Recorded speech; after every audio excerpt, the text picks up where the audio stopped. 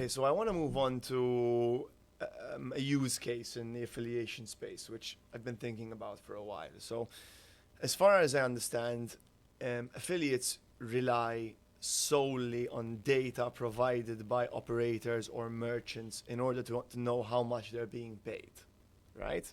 Okay. So, what what does that number look like in an affiliation deal? Give us some idea.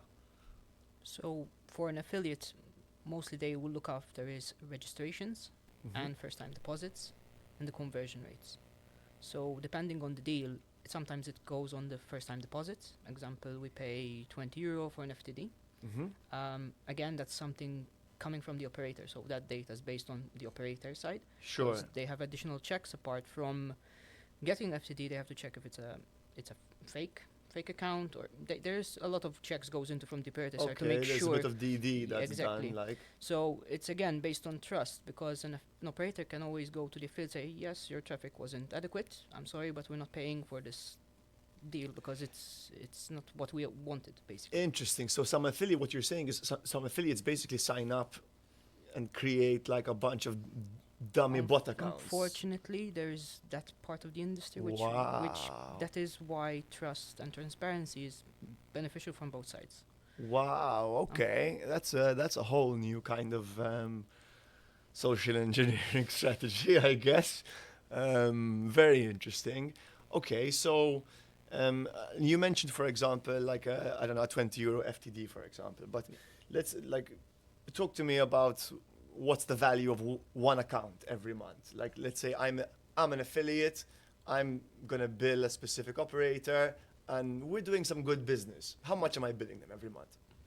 Depends on the scale. I've seen deals for 10,000, 20,000. There's even bigger deals. There's depending on the volume and the quality of the clients, because when it comes to the affiliation side, you buy clients, but then you have to monitor through cohort reporting and these kind of things to understand the lifetime value of a player. And if you see that this affiliate is bringing you high quality clients, obviously you want to make a better deal for them so we don't lose the affiliate. Interesting. And tell me more about the cohort Cohort report, reporting. basically, this is something that I did personally to track, example, clients that I got in June. How did they perform past June? Okay. And in the meantime, I'm still working with the affiliate, but I'm monitoring the progress of the clients Okay. to see if he's giving us clients that play throughout the year and not just Okay. play, stop. So you want to understand the customer lifetime Exactly. value, the customer Exactly. trends, and Exactly. I guess the CAC CLTV at the end of it, right? That's the ultimate goal. Exactly. Okay, that makes sense. So I guess the fact that I mean, you spent so much time sort of auditing, I guess, because that's what this is, right? It's Data. it's an Everything audit, right? data. Means I imagine you wouldn't be the only individual that does this within a company, right? So let's say, I don't know, let's take a company of 100 people, for example, Mhm. right? An operator with 100 people.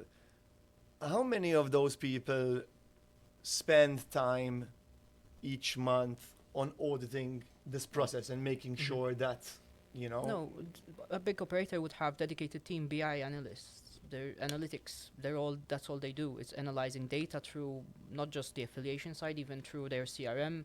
Their job is full on just looking after data. Yes, but the scope of BI analysts is sort of like around audit and fraud of affiliate traffic. You know, that's Yeah. just like one of the segments which they sort of deal with, right? So, let's say, let's assume a 40-hour work week, Mhm. right? A standard. How many bodies are being thrown at this audit problem each week? Top of my head, off the top of my head, If there's 100 people in this company. I think they have 10, 15 people for sure working on it full time. You have to, Wow. because you're not just looking at one side of the operator. You're looking off all the data for the operator. You know, But if we silo specifically the time spent on audits, Mhm. right? Just on audit. Forget all the data, Yeah. all the marketing information, just how much time is spent on is the affiliate screwing me problem. Okay. I mean, you have to dedicate a bit time with new ones more than the older ones. Again, this comes Okay. where the trust and transparency comes. Makes Because if sense. an affiliate, I know him and I know the quality of his sending, I'm not gonna dedicate too much time auditing his traffic as much as the new partner that I just signed off a week ago. You Sure. understand? There is always the checking just in case, but it's always trust. Trust is so important in the industry, and that's how affiliates actually should work, and even the operator side should work. It's trust. Sure, sure. So, would it be, um, would it be fair to say that maybe two, is it two out of 100 people that Yes. spend like a full-time Yes. work week, Two, something three like people, that? yeah, 2 or 3? yeah. Okay, that's reasonable. And this is assuming there's how many affiliates tied to this operator?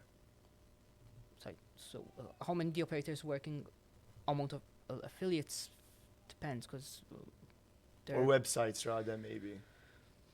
the thing is, depending on the affiliate program, because it could be that one affiliate manager has over 200 affiliates under his portfolio, and that's one affiliate manager. And some companies would have an affiliate program of, let's say, 5, 6 affiliate managers. If you say that they hear have you. 200 different companies each, it's Hear going to you. scale really quick. That's a lot of audits. So by default, I mean things must slip through the cracks. I mean Yes.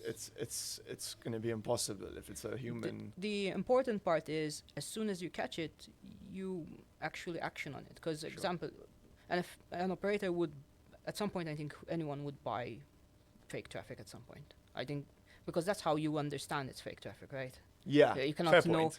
you cannot know it's fake until you try it. Unfortunately, Fair point. that's the marketing risk. Interesting.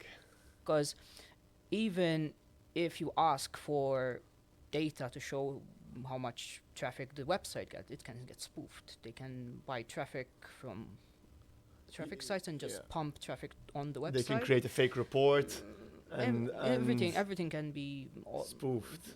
Wow, that's a really interesting problem actually. even an FTD can be spoofed. Example, say I pay you this goes into the cybersecurity problem, because identity theft, it's a problem. What's happening is they are creating fake accounts with with actual details of people. Okay. And example, they deposit say €20 and get a CPA of a 50. Mm-hmm. The person is still making money from that Of FTD. course.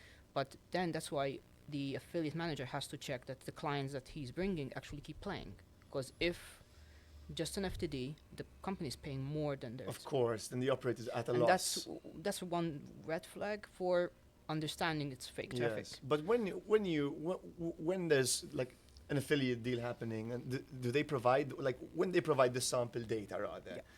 What form does it come in? Is it like just an Excel sheet? Is it like what kind of data points are provided? So, example, used to ask example screenshots from Hrefs or for any data that shows from other maybe operator that you're working with, to have an understanding of how effective your traffic is. Interesting. But again, it's something that you have to do. Unfortunately, you have to take a. If you see a good affiliate, you see a potential you have to take a risk. There's risk, you start, of course. You start low. If it works out, it works out. If it doesn't, Yeah. That's really interesting. So it's almost like a really good part of an affiliate manager's job is like assessing someone's yes, integrity. Yes, trust and transparency comes into play. Wow. Even example, I used to work with a lot of streamers as well.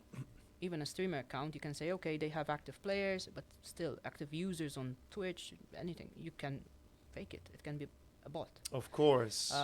So what happened? I started working with multiple streamers. I see who is actual legit and not, and I just cut off the users that I know they kind of spoofed. their accounts. Exactly.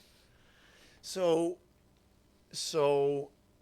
let's say under that scenario, let's say there was a platform that connected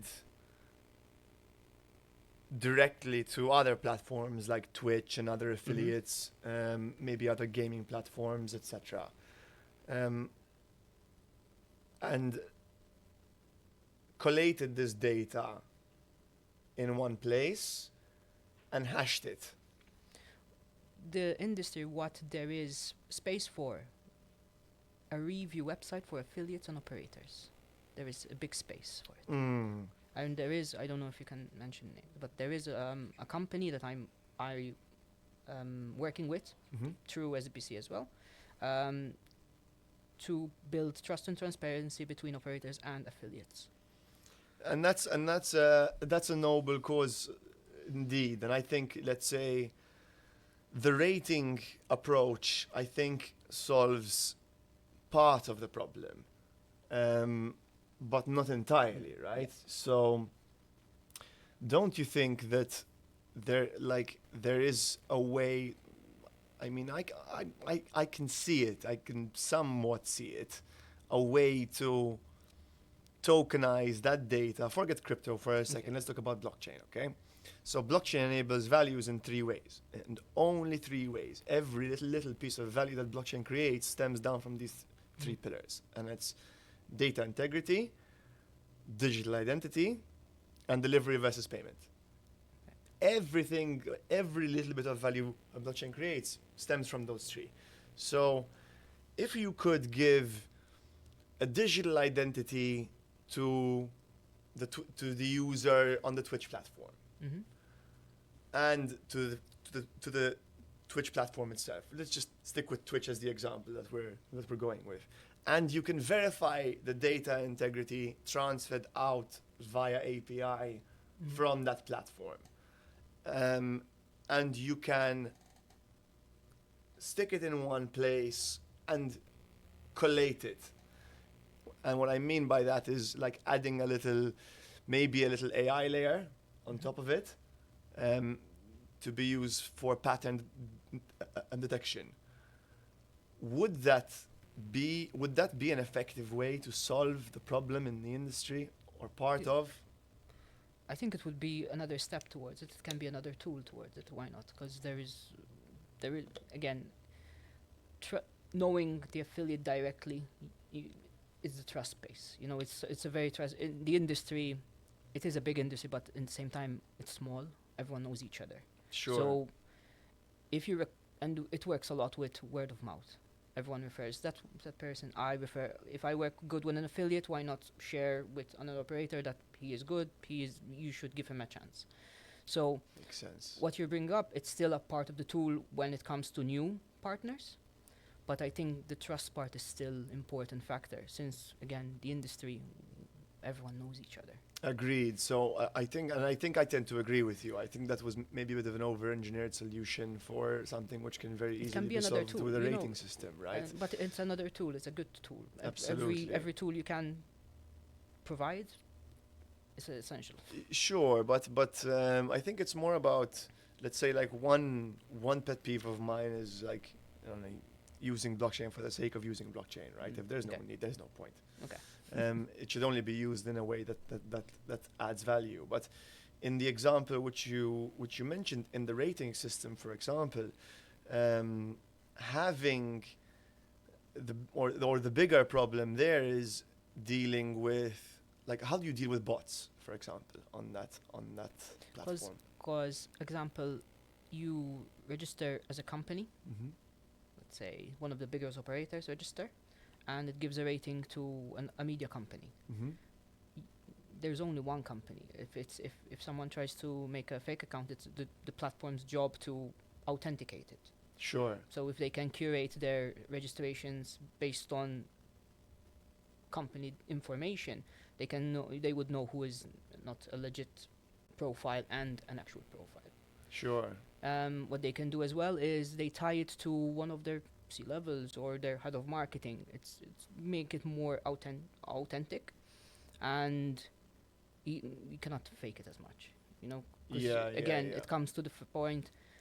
You would know the head of marketing of a big operator or a big affiliate company, because you see him on other platforms. But you know that I think because you have that, let's say, industry knowledge, and you've been in this, let's say, for a long time. You have that expertise. You know what I mean? Let's say in my case, if I was just coming into this part of the industry, I wouldn't really have any way to verify. Okay, is this guy, Mm, okay. Yeah. is one or two, um, unless there is a way where you sort of go through KYC essentially, right? I think Yes, yes, I think. like if you KYC'd each user, then I know, it's really this guy who's posting Okay. this. Like, here's his LinkedIn profile Yeah. or whatever. If I wanna see it, and that I think becomes one a powerful tool, and it removes the pressure of bad actors even Mhm. creating accounts on behalf of someone else, right? Yeah. Because that's the bigger That's risk the bigger risk, yeah. in somewhere in something like this, right? Um, but yeah, that could be an interesting solution. So I guess the summary of this talk, Brendan, is that um, the greater problems in the affiliation industry stem almost entirely from a lack of trust. Yeah.